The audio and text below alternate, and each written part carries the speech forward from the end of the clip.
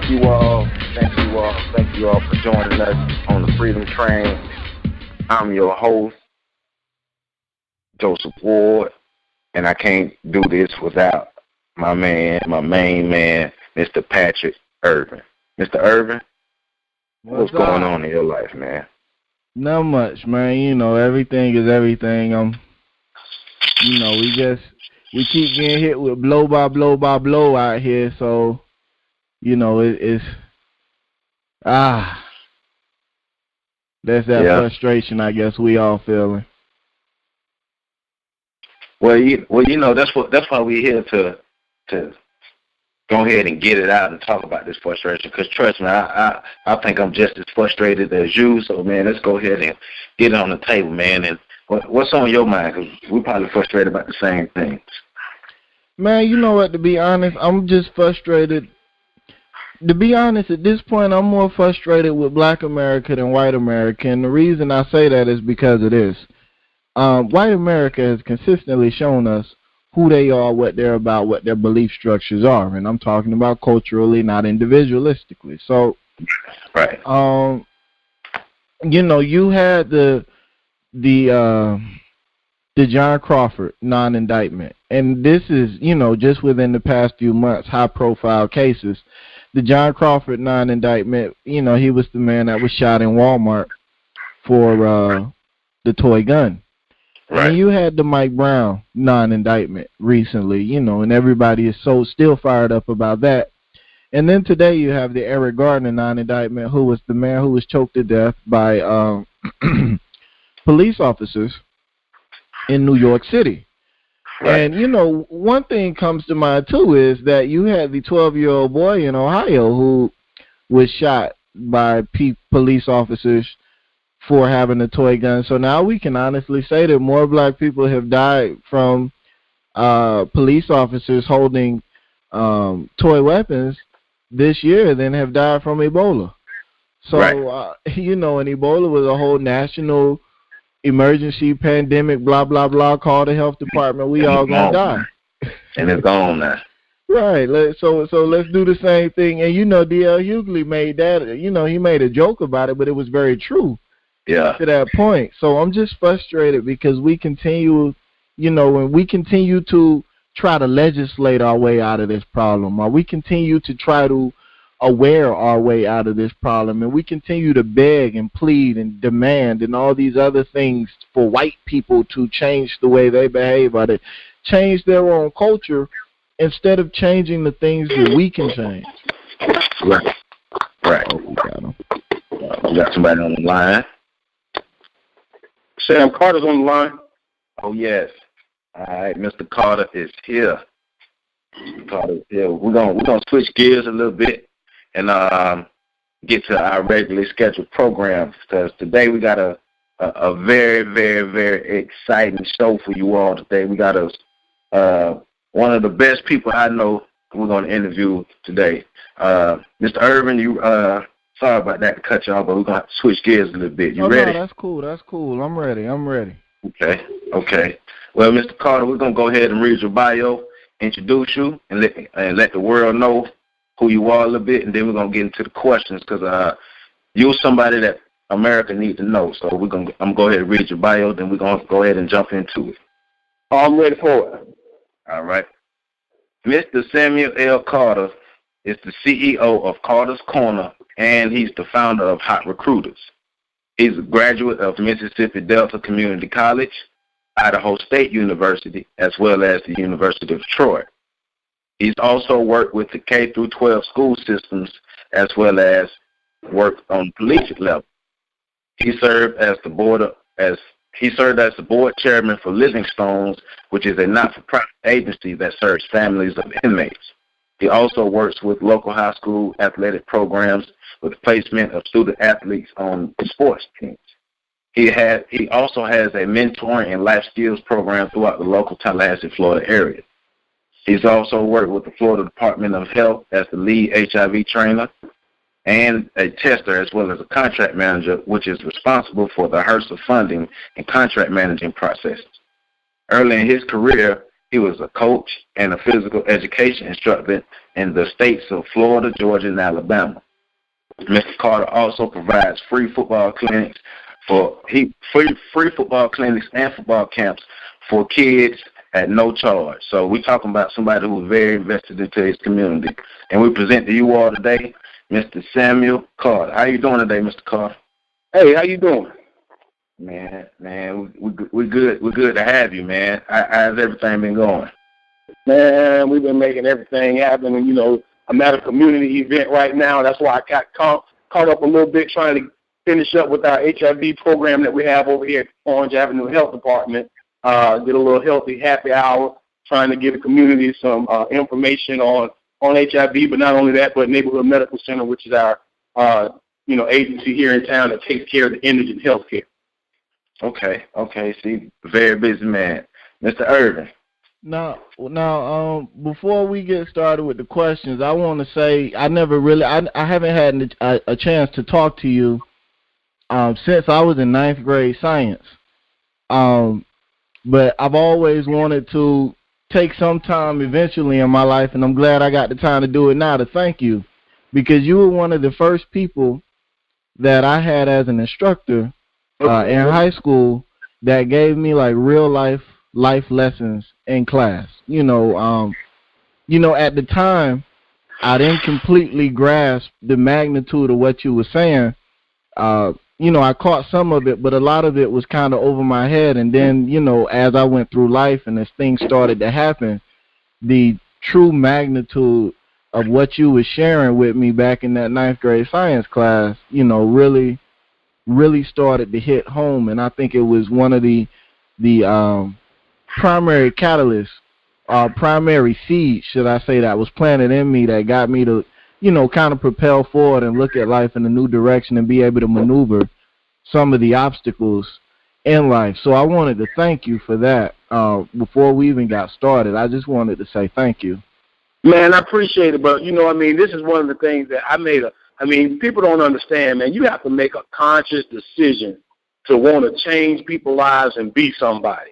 And just the environment that I came up in and saw, I promise you, dude, when I left Tallahassee, I left here with a purpose to come back and help people who were at Ricketts on the south side, people from my community. And it didn't matter to me whether I knew them or didn't. I just knew that I wanted to be a factor in folks' lives. And I just got a blessing, to be able to come back to my own community, come back to Ricketts and work with y'all. And, and I never went into the game to be somebody's friend or to be a good teacher. I just came back to Tallahassee because I really wanted to help folks. So, I appreciate y'all for sitting there and listening to my crazy ass, because I really was just trying to, sow some seeds in the folks. Yeah, man. Hey, trust me, man. You got a whole garden growing somewhere, so trust me on that one. Hey, I just wanted to, like I said, I never got a chance, but, I'm happy I'm getting a chance now, but, I really wanted to take this opportunity to strongly express my gratitude. I'm doing things nowadays, and as I look back on my life, it all started, a lot of the foundation was laid right there in that 9th grade science class where, I have flashbacks all the time. Yeah, flashbacks to being in my 9th grade science class. I don't know if that's good or bad. But we asked what period did you come to science? I think I had you, it was one of the even periods. Okay, you had either 4th or 5th period? I think so. I think it was 4th period. Yeah, man, that was a rough one. We had some rough ones in that class. Yeah, we did. You used to stop and give us lectures all the time. Oh, yeah, man, that was part of it. Now, were you in the class that I brought the guys from Black on Black Rhyme to come to and speak to the class and do some rhyming and do some literary work with us? No, I don't have a memory of that class. Okay, yeah, that might have been my 5th period class. But, yeah, man, I do appreciate you, man. Yeah. All right, Joe, I'm sorry for holding up your show like that. Oh, no, man. This is what we do, man. Go ahead and kick off the first question, man. All right. So everybody want to know, Why did you choose athletics? Like, why was that one of the routes you chose to take as a means of reaching back or giving back? Dude, I mean, at an early stage in my life, dude, I mean, I'm talking about 3 times before I was 16, I was looking behind bars. You know, my life wasn't looking too good for a while. But everything I did when it came to football, people praised me. I never got any pats on the back for being a good son, or being a good brother, or being a good student. But everybody knew me for playing football. So I used athletics to kind of be a catalyst for my life. I mean, football saved me. I mean, you hear people say, you hear the stories that people give, everybody got their own testimony for what, you know, happened in their life to make them who they are. I promise you, if I did not have a football in my hand, I would probably be dead or in prison right now. Because all I knew was fighting, selling dope, and, you know, running around Tallahassee being a dumbass. But when it came to being at practice and showing up on Friday nights and then showing up on Saturdays on TV, I did that with no problem. So, you know, football has really just been something that I took in, and I know how important athletics is in our community. So when we talk about, you know, how to reach some of our at-risk kids, when we talk about reaching some of our at-risk kids, the catalyst for some of these kids that people don't want to really latch on because folks are always talking about the education piece, we clearly understand education is important. But the last time I checked, you got to have a 2.5 to graduate from college, and you got to have a 3.0 to play football. So, I mean, hell, the athletes are guys who are just as smart as anybody else in the classroom, but people don't reach that to us, and they don't preach that to us because they use us as gym rats, and they tell you, you know, you're a dumb jock, because a lot of times they don't truly understand athletics fuel our community. People love going to ball games. People love the superstar. People love the guy who makes everybody feel good on Friday night. So I use that as a way to help kids. That's it. That's what's up, man. That's what's up. So my question is, why is it important for you to be a part of the lives of the children of inmates? Well, I have a long history of family who are incarcerated, who are children of people who have been incarcerated. And the cycle continues. So, you know, I wanted to make sure that people don't, you know, get lost in the shuffle. That sometimes the cycle has to be broken. And the fact that I'm able to reach guys who have had some bad luck in life, some were created on their own. Some of the guys that are behind bars, you know, had no business being there.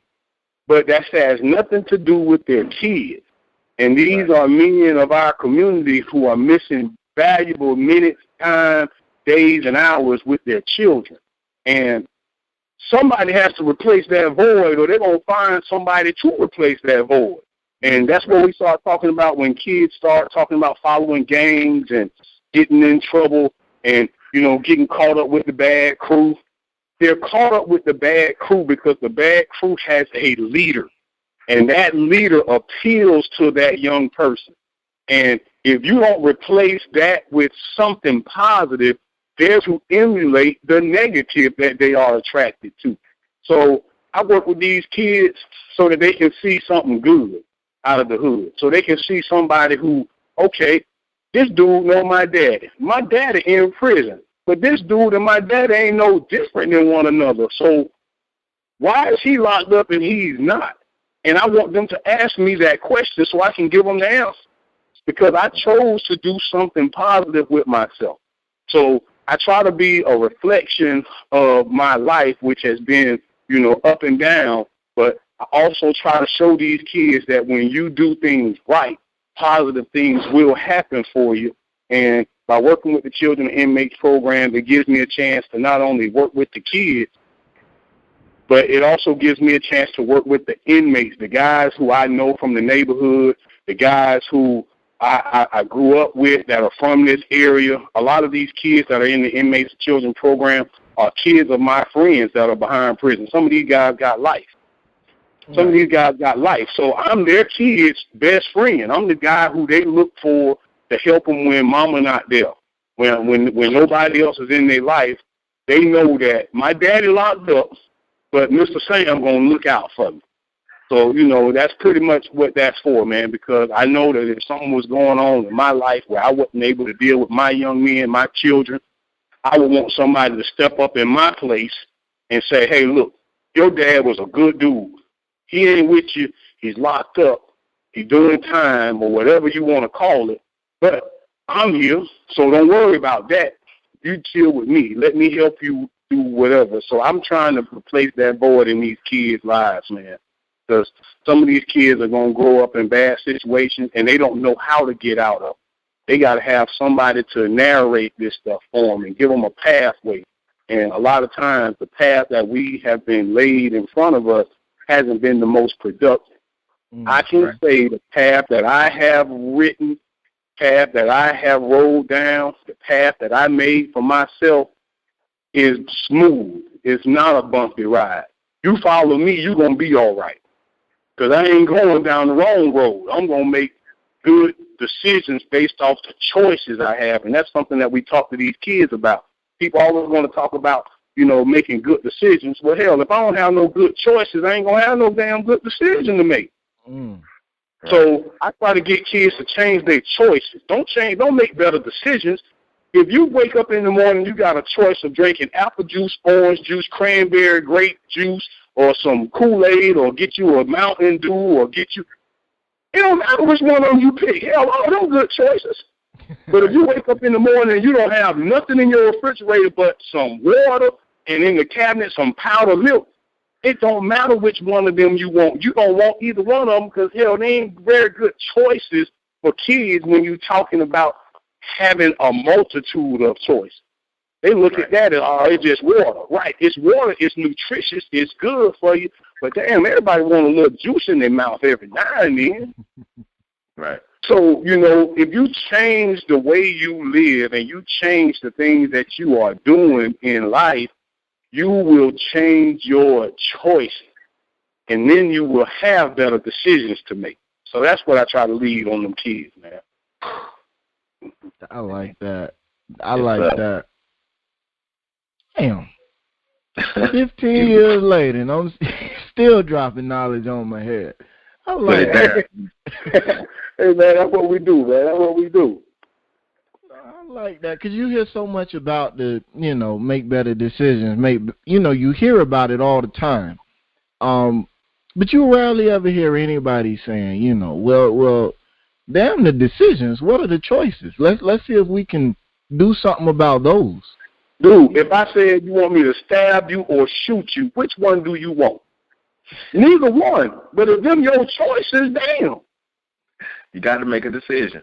I mean, you got to make a decision.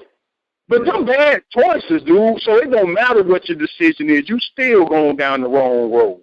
So change your choices, dog, and then you will have better decisions to make. And that's just something that I teach my kids. I tell my little boys every day, man, get good choices, man. Get good choices. Be the pick of the litter. You know what I'm saying? Don't be the person that nobody wants. Be the pick of the litter. Be the one everybody trying to get. And when you are that person, you are the best choice for somebody else. And when you're the best choice, what you bring to the table now opens the door for other opportunities for other people. But you got to be the best choice for somebody. And, if you're a bad decision for somebody, then hell, man, your life ain't going to be too good. Right. I like that. I like that. So, Coach Carter, explain to the people what Carter's Corner is. Oh, man, Carter's Corner is my world, man. I mean, Carter's Corner is what I operate under to, bring community service to people, such as football camps. We do all kinds of, empowerment, programs with the community members. My son, who's 9 years old, a few years ago, he started going out to Pop Warner teams, City League teams, organizations, selling little snack bags for $2 because he was playing ball one day and You know, after the game, everybody gets the little, snack bag from the parent.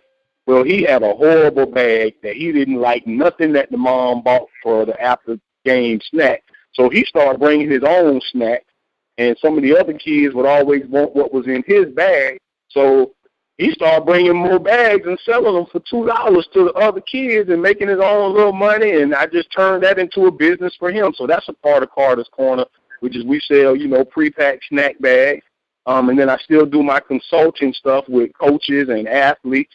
I got parents and kids that call me wanting to know how to access college, how to get in a scholarship, how to get into a situation that may be beneficial for their athletic career. So I do consulting for that.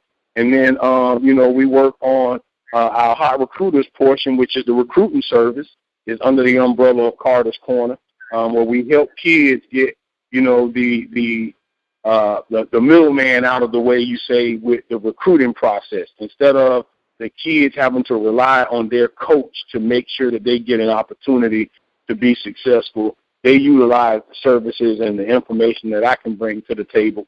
Just from over the years of meeting coaches and helping kids go off to school, I built a relationship with a lot of people. So a lot of times I can call the school and say, hey, I got a kid who, can play some ball, and that word is enough to at least get the kid's film on somebody's desk. So we play that liaison between the universities and the parents of kids who may have fallen through the cracks when it comes to school. And then we have our professional side that we work with when we work with our athletes who are leaving the college area that are going off to, play pro ball or try to get into the arena playing professional ball, and that's Vigilant Sports. Vigilant is the sister program of Hot Recruiters where we work with the professional athletes. We had to separate the professional kids from the amateur kids so that we didn't get anybody in trouble with NCAA and compliance and things like that. And then Carter's Corner, we also, participate in community events. I'm a gatekeeper in our community. I'm a stakeholder in what happens on the south side of Tallahassee and in Tallahassee as a whole, because I have family and kids here.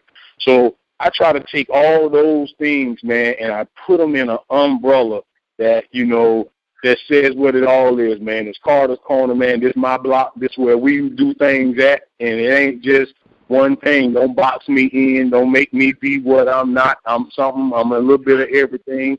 So, we try to use those talents to, give the community the loophole that they need that a lot of times our people don't get.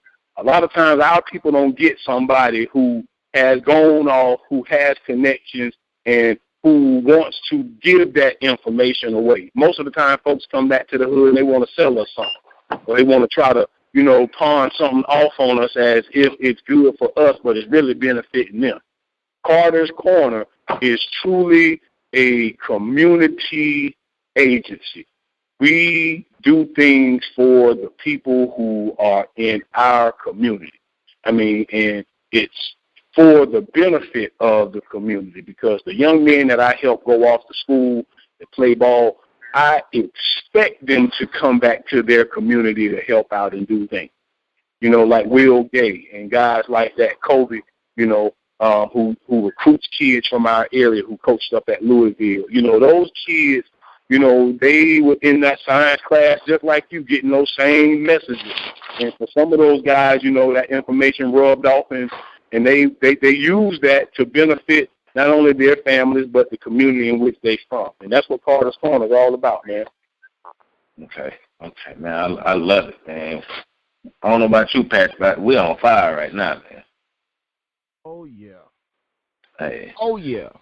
All right, man. All right. So I'm a little off script, but I have to ask this question because something you said sparked this question in my head, because you were talking about the process of a high school athlete going to college. So can you, and you don't have to spend a lot of time, but can you take us a little bit through the process of a young man, what the young man goes through to get to college? Because that's something that I didn't know coming out of high school as a young man who wanted to play football, and I'm sure other people don't know the process and things that you can do to actually help the process, because, we put so much emphasis on certain things, and a lot of people trying to get their kids to college, and it doesn't work out. So how do kids navigate their way through that system? Man, really, it's a whole lot simpler than what people make it. And I say that because the core element to getting into college is getting accepted into the university of your choice. Right. So whatever the requirements for a normal student, it's the same for a student athlete, other than we have a checks and balance system to assure that schools aren't just getting kids to come play football, that they actually are student athletes. So You talk about going through a high school curriculum, getting your high school diploma, graduating with at least a 2.0. So once a kid gets that 2.0, they also have to have a certain test score. And when we say test score, we're talking about either ACT or a SAT score. And because of those two tests, that will then determine on a scale where a student should score. So the lower the GPA, the higher the test score. And that's for a particular reason, right? That's because, how are you going to have bad grades, but, you are able to achieve college level, academics? It should balance out. If you're a good student, then you shouldn't do bad on this test. You know what I'm saying? So that's a thing, that's a barrier that's put in place, because we know naturally our people have a strong time, and I don't say hard time, a strong time, because it's something that we have to wheel our way through. We can pass the test.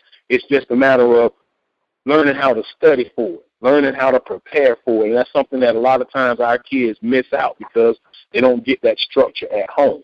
So, we provide that service with them at Carter's Corner with our recruiters, with making sure they understand what their test scores need to be.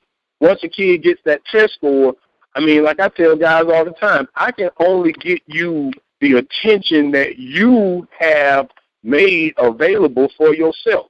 If you score 5 touchdowns in 4 years, then we're going to probably get some attention from a school that need a guy who can only get in the end zone 4 or 5 times. So you're talking about a lower tier program. But if you're a kid that has 30 or 40 touchdowns in 4 years, well, the attention that you're going to grab is going to be on a high magnitude, Alabama or Florida State or big prime time university. So I tell kids all the time, help yourself. Be selfish today. Do something for yourself. Get better. You know what I mean? That's what I tell people, man. If you don't wait for me to help you. Do something for yourself. Be selfish. We don't do that enough. We don't tell our kids to help themselves enough. We always tell them to help the old lady across the street, help grandma, help mama, help daddy, go help auntie get the yard right. When do we tell kids to help themselves? Right. Right. Just like we tell kids not to talk to strangers. Well, hell, if you don't talk to strangers, how you going to meet somebody new? You're going to know same people all your life if you don't ever talk to a stranger. So we go about teaching our kids how to get access to these programs in a different way than other folks do. So that's why our kids get left behind a lot of times. So I have to constantly remind kids to be selfish when it comes to their academics and their education. Learn something for yourself. Don't worry about the test that you're going to take next week, because, hell, that's for your teacher. You need to learn this information because you want to know it. So Once you get a kid to understand that process, the next thing is sending that film out, getting the coaches involved with making sure that film is available for kids, whether it's playing basketball, football, or running track. People want to see what you can do. So, producing a tape and a film. And then the last part is really the marketing strategy of, being in the right place at the right time or having the right person to speak up for you. So a lot of times I'll call a school that I know is not recruiting a kid, but that's in the same conference of a school that is recruiting a kid. So if I'm getting a kid who's getting recruited by Florida State, I'm going to call Duke, I'm going to call Maryland, I'm going to call NC State, Clemson, calling all these schools, and I'm going to say, hey, I got a kid who Florida State wants. Y'all want to play with them or against? You know, and then start that ball to rolling for the information to start being processed and sent back and forth so that we can build some sort of want for that need or that kid. So, you know, that's pretty much what we do, man. But that process it's really simple. I tell kids all the time, don't ask me to get you a scholarship. Tell me where you want to go to school at. And then once you tell me where you want to go to school at, I can call the coaches and say, hey, there's a kid who got admitted into university. He's going to be coming to school in August. Where does he need to report because he wants to play football? And then the coaches are going to ask me who the kid is. What are his grades? Can I get some film? And then once we get all of that taken care of, the rest is on you. I mean, I done did my part. I got the coach to want to see who you are and want to know more about you. But you did all the work because you performed on the field and you got your grades. You got admitted into the university. Those are the toughest parts, and that's something that I can't do none of. I can't get your grades for you. I can't play on the field for you, and I can't submit the application for you to get accepted in the university. That's everything you got to do, you and your family and your parents. So a lot of times we have to teach these kids how to advocate for themselves. Be selfish today. Get better. Do something for yourself. You know what I'm saying? So that's pretty much that problem. Okay. I love it. Right. Be selfish. Right. Do something for yourself today. Get better. You know, get better, man. Do something for yourself. You got to, though, man. That's a whole different way of thinking, man. That's a whole different way of living. And I mean, and when I wake up every day, I always ask myself, when I wake up in the morning, what could I have done better yesterday that I'm going to do today? You know, what could I have done better yesterday that I'm going to do today? I'm going to make up for what I didn't do right yesterday. I'm going to get better today. I tell my kids when they get out the truck, every morning before I send them off into somebody's school, I tell them to help somebody and be a leader. Right. You know what I'm saying? You have to start that seed early in life, but it's no better time than early in the morning to get your mind right. You know, when you wake up in the morning, a lot of folks say prayers, and you should pray and thank the Lord and give him his just due. And you should also tell yourself and be something for you and advocate for you, but it starts with a positive attitude. Right. So, you know, that's just something that we have to, you know, work with our kids and our community with. Man, I got so many questions that's popping up, but I know we short on time. Hey, man, we always got another Wednesday, though. As long as the Lord let us do. Yes, sir. Yeah. I got to ask one question before we go. What's that? I'm always interested in hearing people's answer to this question. Okay, if you were president of Black America, what would you change and what would your message to the people be? If I was the president of Black America, I would. We won't say president. We'll say emperor. Like you had if I was the control. Emperor, if I was the emperor of Black America, I had full control over what we represent and who we are to ourselves. The first thing I would remind or tell people every day is that it's not my responsibility for you to be successful. That's not my responsibility. For me, just because I'm the leader doesn't hold me responsible for you being successful, because success is measured by sacrifice. So what have you given up today to get something for tomorrow? So if you want to be something or be somebody, figure out a way to do something for yourself. Start your own business. Go cut a grass if you need $10. Go wash somebody's car if you got to pay your light bill and you're $5 short. Go get involved with a community-based agency that helps people with things that they need. Do something today to help yourself for tomorrow, which means you're going to have to give something up. Don't hold me responsible for you being successful. That's going to be the first thing, because when people have a person that they know to be in charge, they give them more power than they deserve. They expect the person in charge to take care of their well-being as well as direct them. And when you have somebody who has that mentality, that creates laziness. That creates a atmosphere of people who are waiting on things to happen for them instead of waiting or making things happen for them. So a lot of times when we talk about people, success and people, achievement levels, you start looking at what they've done in life to gain that success that they're trying to achieve. And I'm going to show you some folks who didn't get up on time, who didn't make the appointment when they were supposed to, who didn't read over the information that they were given last week, who didn't make the phone call that they should have yesterday. See, that's the stuff that people don't do, and that's the first thing I want to make sure folks know. And then when you ask the second part of that question, which was what? What would your you answered it actually. I asked what would you change and what would your message be to the people? Okay, yeah, man. I mean, and like I said, when it comes to the change and the message, all of that is going to be incumbent. I mean, and I'm gonna say it with one of my favorite mottos, with what I say all the time, and Joe hear me say it all the time. I just told you, man, success is measured by sacrifice. When you start telling me what you're willing to get in life, I'm going to start asking you what you're willing to give up. And if those two things don't match, then you're not going to get that. You're not going to gain that. You're not going to reach that goal, because what you're willing to put in is not the input for success, and you're not going to get the output of success. So, when you look on TV and you see those guys playing on Sunday, I guarantee them boys have been in the weight room. They wake up in the morning and work out. They eat right. They were in class. They listened to their coach. They paid attention at practice. They made the play when it came. They did some things when they were hurting, when they were tired, when they didn't feel good, and when they did not want to. And those are the people in our society, when you look at it, they are successful. Right.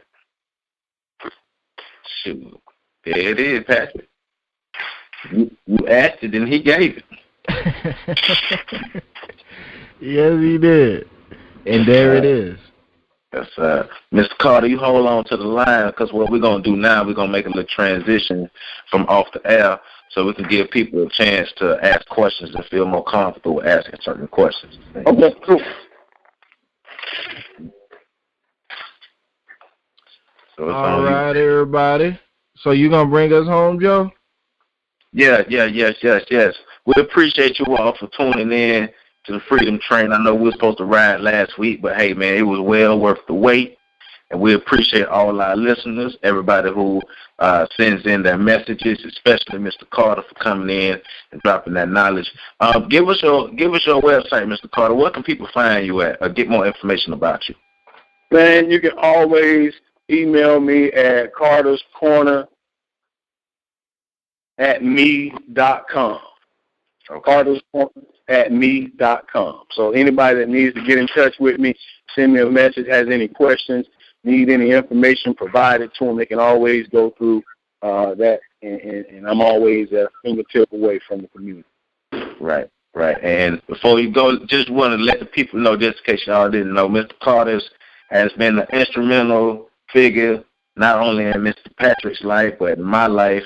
I'm going to just go ahead and say it, man. If it weren't for you keeping your word, I probably wouldn't be here right now.